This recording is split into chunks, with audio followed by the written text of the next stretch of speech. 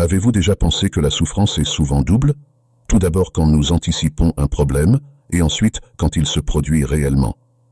Si on vous disait qu'il existe un moyen de transformer cette inquiétude en sérénité, le croiriez-vous? Marc Aurèle, l'empereur philosophe, a laissé des conseils profonds pour libérer l'esprit de ce tourment. Aujourd'hui, nous allons ensemble découvrir les secrets du stoïcisme pour une vie plus paisible. L'erreur la plus grave qu'un homme puisse commettre est de vivre dans la peur de la commettre. Parmi les principes fondamentaux du stoïcisme, il y a la pratique de vivre dans le présent. Car la vie doit être action, jamais anxieuse ni regrettante. Vivre dans le présent en ne laissant de place à rien d'autre qu'à ce moment. Un homme concentré sur l'avancement et l'action, avec ses pensées ancrées dans le présent, sera toujours serein et stable. En revanche, celui qui se laisse aller à l'inquiétude sera toujours tourmenté par elle. Celui qui souffre par anticipation souffre inutilement. Souffrir avant que cela soit nécessaire signifie souffrir deux fois. Une fois avant que le problème ne survienne, et une autre fois lorsqu'il se produit réellement. Car souffrir pour un problème qui n'est pas encore survenu et qui pourrait même ne jamais survenir, remplit l'esprit de pensées négatives, obscurcissant le présent, vous distrayant de vos responsabilités, réduisant vos performances et attirant la négativité vers vous. Le déprimé vit dans le passé, l'anxieux vit dans le futur. C'est pourquoi, pour ta santé mentale, vis le présent. Accepte le passé, car il ne peut être changé, et vis le présent, car il façonnera le futur. Depuis le début, le stoïcisme nous offre des conseils inégalés pour mener une vie sereine, calme et sans soucis négatifs. Si vous vous inquiétez pour des événements extérieurs à votre propre vie, ce n'est pas eux qui vous dérangent, mais le jugement que vous en faites. Effacer ce jugement dépendra seulement de vous, a dit Marc Aurèle. L'inquiétude du matin au soir, de manière maladive et excessive, vous apportera des événements extérieurs et des situations imprévues. La vie, contrairement à un film, ne suit pas un scénario préparé, mais une séquence d'innombrables événements extérieurs à vous. Vous n'êtes que de passage à travers eux. Comme la plupart des événements ne dépendent pas de vos actions, comprenez que c'est juste un jugement et un blocage de votre esprit. S'inquiéter de ceux qui ne dépendent pas directement de vos actions est un choix. Et souvent ce type d'inquiétude ne se transforme même pas en un problème ou un tourment tangible, seulement dans votre esprit.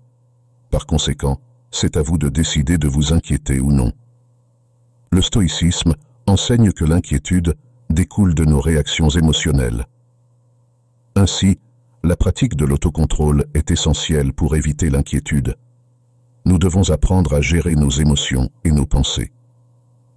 L'être humain est émotionnel et ne peut pas éviter de ressentir des émotions comme la tristesse, la colère ou la rage. Ces émotions seront toujours présentes en nous. Votre devoir en tant qu'individu est de les contrôler et de décider qu'elles n'affecteront pas votre état en devenant un esprit d'acier. Un type d'inquiétude de plus en plus courant est celui qui conduit à la dépression et à l'anxiété. Cela se produit en grande partie en raison de notre habitude de s'inquiéter excessivement. En plus de focaliser l'attention sur quelque chose d'incertain et potentiellement irréel, l'esprit est surchargé et se dirige directement vers l'anxiété. Plus on s'efforce de faire face à ce qui tourmente, plus l'inquiétude grandit et devient plus réelle. Soyez léger dans votre approche de vos tourments. Affrontez vos incertitudes le plus tôt possible. Votre vie a besoin de vous dans le présent. Tout le reste est une distraction et une perte de temps précieux. Comme mentionné précédemment, si vous devez souffrir, vous souffrirez. C'est inévitable. L'inquiétude est une activité mentale inutile, comme l'a affirmé Épictète. En effet, dans la plupart des activités que nous réalisons, presque toutes ont un but concret, à l'exception de l'inquiétude, qui ne réside pas dans le monde matériel, mais dans nos esprits. C'est pourquoi les inquiétudes sont toujours inutiles, gaspillant notre bien le plus précieux, le temps. Ce qui fait souffrir l'homme, c'est ce qui se passe réellement, jamais l'imagination. En comprenant cela, nos inquiétudes se dissiperont. La nature de toutes vos inquiétudes est externe à vous. Si vous devez souffrir, vous finirez par souffrir. Alors pourquoi donner de l'importance à l'inévitable? Cela ne fera qu'entraîner plus de souffrance que l'inquiétude elle-même. Les moments précieux ne se répéteront pas. Ce moment ne se répétera pas. Laissez cela déterminer ce que vous faites, dites et pensez. C'est ainsi que vous vous rappellerez et que vous garderez à l'esprit l'objectif de la vie. En acceptant qu'un jour nous mourrons tous, vous cesserez de vous préoccuper de l'apparence des choses futiles et de l'éphémère. L'inquiétude découle d'une surabondance de pensées et est élaborée par l'esprit. Par conséquent, la plupart des inquiétudes ne sont rien de plus que de la peur non fondée. N'oubliez jamais que vous avez le pouvoir total de ne pas vous laisser dominer par elles. Dans son ouvrage « Méditation », Marc Aurèle, le philosophe stoïcien et empereur, offre des principes profonds pour libérer l'esprit de l'inquiétude et cultiver une vie plus paisible et sereine.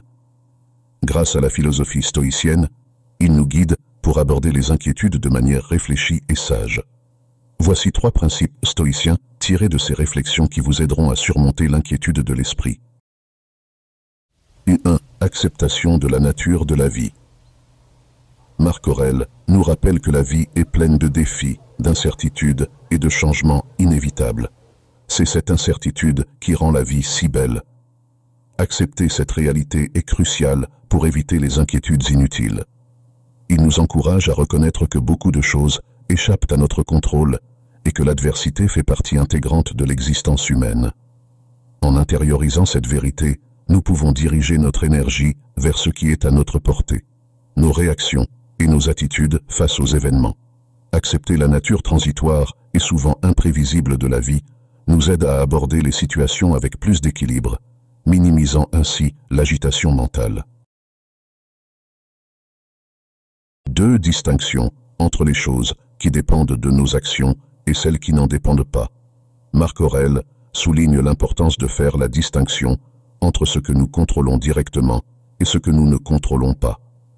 Il affirme que la plupart des inquiétudes surgissent lorsque nous confondons ces 2 domaines. Ce qui est sous contrôle, notre volonté, nos actions et nos réponses. Cependant, de nombreux aspects de la vie échappent à notre contrôle, comme les actions des autres ou les événements naturels. En concentrant nos efforts sur ce que nous pouvons influencer et en acceptant humblement ce que nous ne pouvons pas, nous pouvons éviter des souffrances inutiles et vivre plus légèrement.